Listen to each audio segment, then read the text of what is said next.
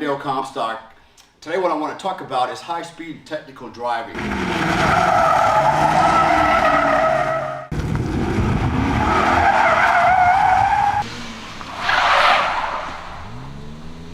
Why would you need to know that?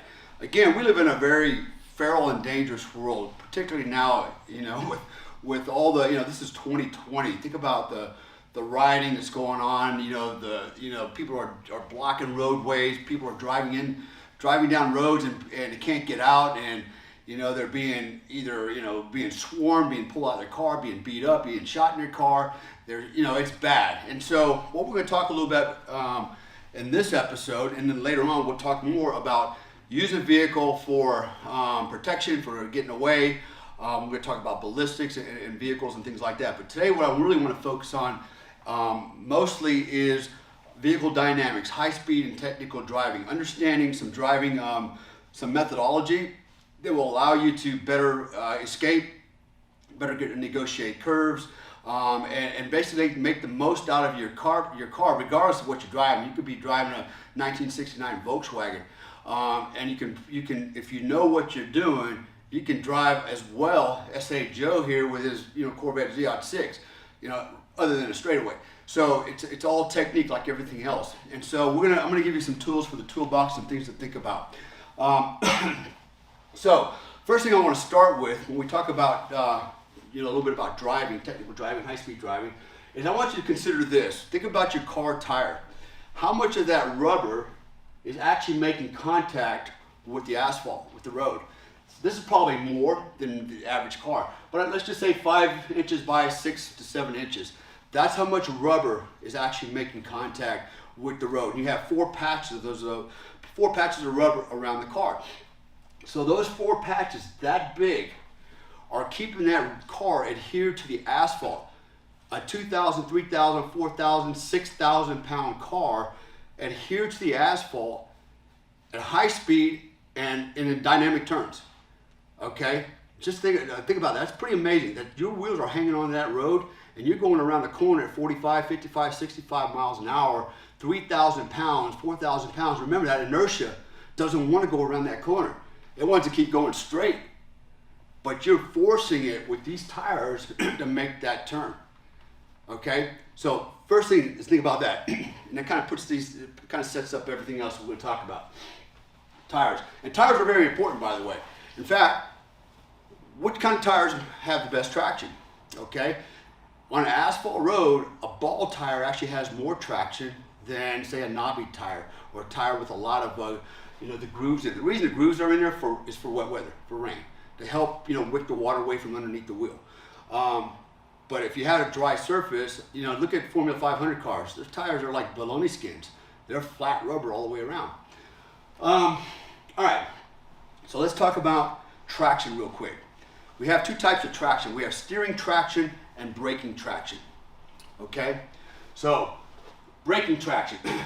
If I'm driving down the road and I stand on the brakes, okay, and I'm applying 100% braking traction to that car is going to only stop as fast as 1, the tires can grab the road, 2, based on my speed, inertia, and the weight, is going to determine at what point I stop on the road. Right, a heavier car moving faster, all right, it's going to have it's going to have more kinetic energy pushing it forward. So your distance it's going to take you longer to stop that car. I drive a BMW Z3 Roadster. You'll see that in our demonstration later on. It's probably got one of the best braking systems out there. It's very fast, brakes very quick, and it's very agile. It doesn't have a lot of power, but it has a lot of braking ability, and it's very agile through curves. Some cars are really big and heavy, and they're not very agile, but they're very powerful in a straightaway. So steering traction. What is steering traction? Steering traction is how much traction, if you're going around the corner and you hear your tires squalling as you're going around the corner, whatever speed you're traveling at, you're probably at 100% steering traction. Meaning if you're going around the corner at 60 miles an hour and you hear your tires squealing, that if you were to get on the gas and go 61 miles an hour, you're probably going to break traction, the car's going to start sliding. And once it starts sliding, you're going for a ride. Not the where you wanted to go, but probably off into the woods or over the cliff. Okay, so think about steering traction and braking traction. It's very important. So with that said, if I'm going around the corner, okay, and I come around this thing at 60 miles an hour, and I'm at 100% steering traction, and if I were to touch my brakes, guess what's going to happen? Because I have 100% steering traction, that means I have 0 braking traction. I have no more adhesion left to slow the car down with. And here's where people make mistakes. They go around the corner at warp speed, and they realize once they're in the apex of the turn that they're going too fast because they hear tires squealing. And what do? They get on the brake. And as soon as you get on the brake and you're at 100% steering traction and 0% braking traction, you have no traction left. You're going to go off the road, okay? If I was going to go in and I was at 90% steering traction, so I went in at 60 miles an hour and I'm only at 90%. It means I still got 10% to play with. So if I'm at 90% here, what's that mean? It means I have 10% braking traction left over. Okay? Now that doesn't mean at 90% I can stand on the brakes to stop the car, because I can't go to 100% braking traction when I'm already at 90% steering traction. That's 190%. That's way over the limits of the wheel, obviously, right? So I got 10% to play with as I make that turn. That means I can maybe get on the brake just a teeny weeny bit to slow it down. Okay? And if I go down to 50% steering traction, I have 50% braking traction. All right? It doesn't work any other way. It's simple math. Okay, that's all it is. 100% steering traction means 0 braking traction. All right. Why is that important? Because one, from a safety standpoint, if you're running and you're taking a corner, you're trying to get away, or you're trying to chase somebody, you're in a big hurry, and you negotiate a turn at 60 miles an hour, which is 100% steering traction. You got no brakes left. How are you going to get around it? And you need to stop. What are you going to do? The best thing you can do is just get off the gas and let the car bleed off speed as it's around the corner. And you're going to have to be a little creative in your steering and your driving so that you can keep the car on the road, which we'll discuss here in a second. All right. So with that information in mind, next thing is you come down the road and you've got to make this hard right turn, okay? And you're zipping down here, I don't know, 100 miles an hour, and you want to make this turn. What are you going to do? Now, ideally, the best way to negotiate a corner like this, and this is why I was mentioning my car earlier with the brakes in it, because it'll brake at the last minute. It'll come to a pretty fast stop. Whereas a heavier car, you need more distance to start slowing down. So when you see a corner like this, and let's just hypothetically say, okay, you're being chased. Okay, somebody's on your ass, not the cops. You know, if cops are chasing, pull over, be a good boy. We're talking about if somebody's chasing you or you have a reason to drive really fast to get away, perhaps you're in a foreign country. When you see the apex coming up, what you want to do is you want to do all your braking before you ever get into, this is what's called the apex. All right, you want to do all your braking here, and basically you want to cruise around this corner at maximum steering traction. And then when you come out of the apex, you want to get back on the gas, is what you want to do. So it's brake in, cruise around, maximum steering traction, and then accelerate out. That's what you want to do. You never ever, whether it's a car or a motorcycle, ever want to go in this curve at 110% steering traction, hear a tire squeal, freak out, get on the gas, because you're just going to keep on going right over the road, okay? So now, taking an apex, a corner like this, technique. What we want to do is we want to shave the apex. In other words, if I see this corner here, I want to set my car up to negotiate the turn. So what I don't want to do is hug the inside of the curve here like this. Okay? That's not going to work. Why is that not going to work? Because if you do, so we do a little geometry here. Actually, let me make this a little bit bigger. So this is my road,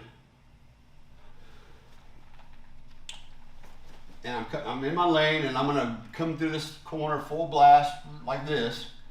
All right, what's going to happen is, I want you to see something. What's going to happen is this. I'm going to draw right here. This is my circle. It looks like this. It's pretty tight. But if I set my car up as I'm coming up the road and I go wide like this, and then I shave the apex, go wide, and then come back across, what have I done? It's a bigger circle, right? and that means I have more steering traction. I can round that corner because I'm making a bigger loop coming around it. Yeah, I'm hogging the other lane. I'm gonna use as much road as I can, but I can still do it from my lane. I just gotta get right on the edge of it. But if I can look down the road and I see, okay, this is clear, I can come really wide on it and then come across and shave the apex. Now, what does shaving the apex mean?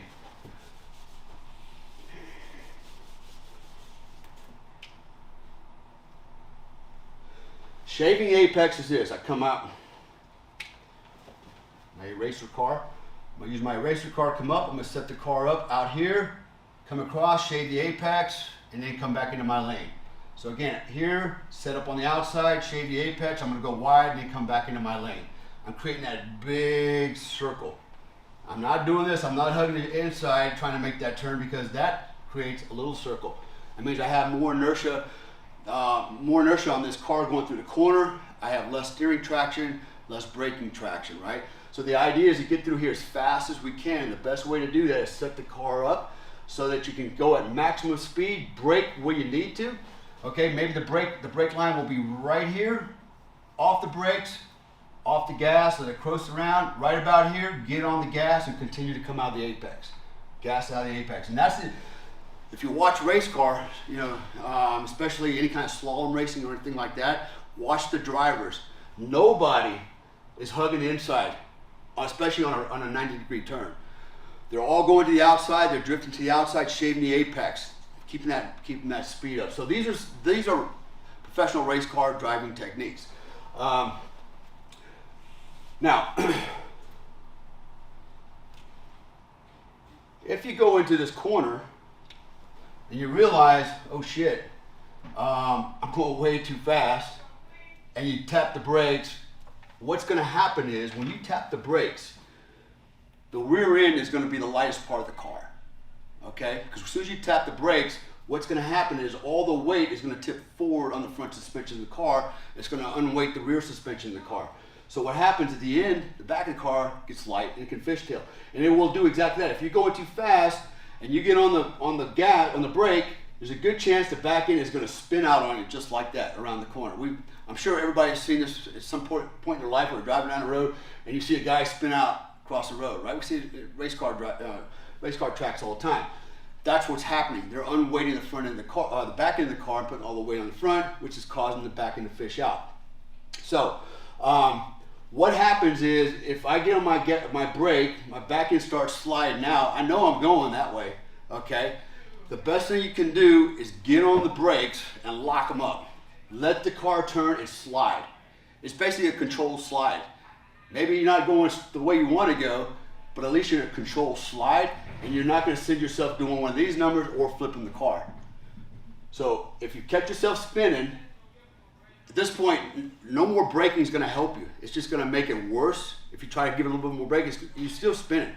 Best thing you can do at this point is lock up the brakes by getting on them. You're going to lock up the front and rear brakes, and everything's going to start sliding, and inertia is going to carry in a straight line. Hopefully, not over the edge of the road or down the cliff or something like that. Another technique, and we'll talk about it later on in another module, is what I like to do is called trail braking. If I'm going to go into a corner like this and I want to go in fast, a lot of times if I can't turn the car in the direction I want to go fast enough because it's too tight of a turn, what I will do is just as I start to make that turn, I will pull up on my emergency brake, or if you have a foot brake, on the foot brakes you have to pull, there's a pin. You have to take the locking pin out so that when you depress the foot brake, it bounces right back. A lot of cop cars, they used to do that. They would take the pin out and say use their foot brakes to lock up the rear brakes, but not lock them up to the point where they had to reach down and disconnect it and raise the brake.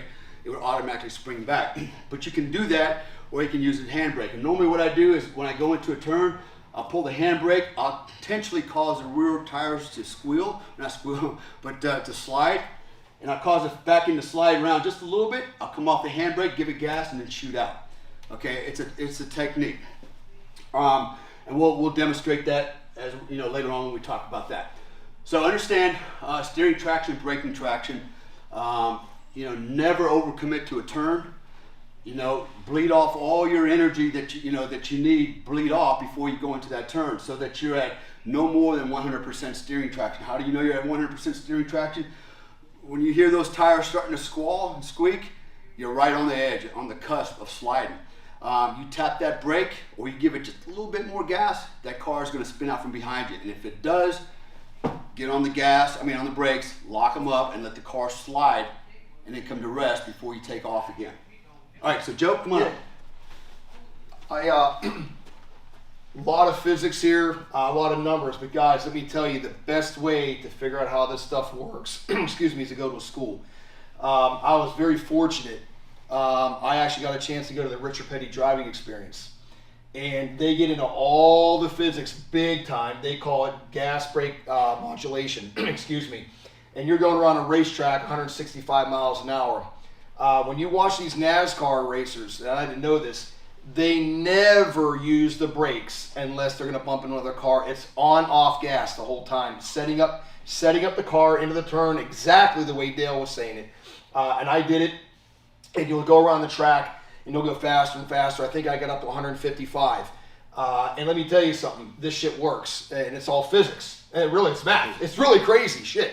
If you can't go to, like, I live in Charlotte, so it's the Raceway, it's right there, but you can go to ITI, which I've been to, and I think BSR. Mm-hmm. There's a lot of good schools out there, guys, that you can go to and actually do this for real. Is it expensive? Well, how expensive is your life and your family? And you get a chance to actually do this, and like we always talk about, it's another tool in your toolbox. You can rewind and go, you know what? I've done this before. So there's a lot of schools out there that teach us stuff, and just go online and Google them. But yeah, what Dale's talking about is absolutely right. I've never driven a car. I'll be honest with you. When I got on the track, there's so much physics and dynamics in NASCAR. I used to make fun of these guys. I'm like, man, they make all these millions of dollars making left turns. Let me tell you something. First off, there's a lot of physicality in it. Going around that track, as fast, and I wasn't even going as fast as they were going with cars around them. I was doing it by myself. But it's exactly the way Dale was saying. There's so much physics in it, and if you set your car up prior to going into a turn, especially at high speeds, over 100 miles an hour, which I was, it does exactly what Dale was saying. And if you get out of position, you're going to have problems. And trust me. And when you go to these courses, just an FYI for those who are going, oh shit, I don't want to do that. On the track, the course I went to, they actually have little hash marks on the track that when you're going around where your car should be, so you can actually visually see it as well. Because who in the hell is used to driving 165 freaking miles an hour in a car? Nobody, unless you go to one of these courses. So anyway, I don't want to steal your thunder, but this shit's real, guys. It's good stuff. So what I just addressed here was high-speed driving, some basic fundamentals. Driving fast, and the biggest problem with driving fast is making turns. So now you understand how to get around the corner, understand the principles of braking traction and steering traction and how those relate. If you understand that, then you have a better chance of getting around that corner safely. So in the next segment, I'm going to talk about technical driving. We just talked about high-speed driving. Next, we're going to talk about technical driving. So if you like what you see, ring the bell. Thanks for watching our video lessons here at TRS Direct. Hit the like button down below and consider subscribing to our channel here on YouTube. Hit the bell icon and we'll send you a notification when there's a new lesson available. Thanks again for watching.